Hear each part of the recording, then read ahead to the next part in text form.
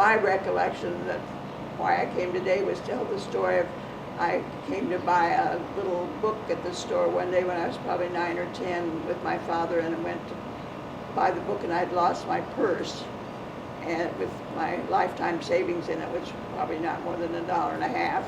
And we went up to the mezzanine where the financial office was, and David came to the window himself to see what we could do, and sure enough the purse had been turned in, but he opened it. I can remember him pouring the change out in his hand and counting it very carefully to be sure that nobody had taken any money out of it before it was turned in, because if they had, he would replace it. He didn't want me to suffer a financial loss, but it was so compassionate. He was so kind about knowing that I'd lost my life savings. It really impressed me. I'll never forget it. Well, I'm so old now I can remember him, but he wasn't alive. Well, and he was in poor health for a good many years before he died. Most people personally were not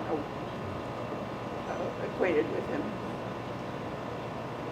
And I would agree with that. I mean, he passed away before I was even born, so I mean, anyone, my generation or younger never knew him, and even people a little bit older, like Annette said, he kind of retired from the business before he passed away. I mean, people might remember the Kaufmann store, and I know a lot of people know the Grand Theater, but they might not know the story behind it. But he was also involved in a lot of other things. He was involved in the Liederkranz. He was involved in the fundraiser for the Sisters of St. Francis. They were building a house for the nursing students, or the nurses, and there were so many things that he was involved in, and even he left at the end of every day, he left items at the end of the loading dock behind his store, clothing and food for the homeless and needy to be able to just come by and pick up.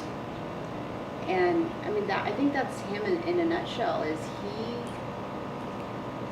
he was just a good man who did good things and didn't seek any fame or glory for it, and encouraged others to do the same.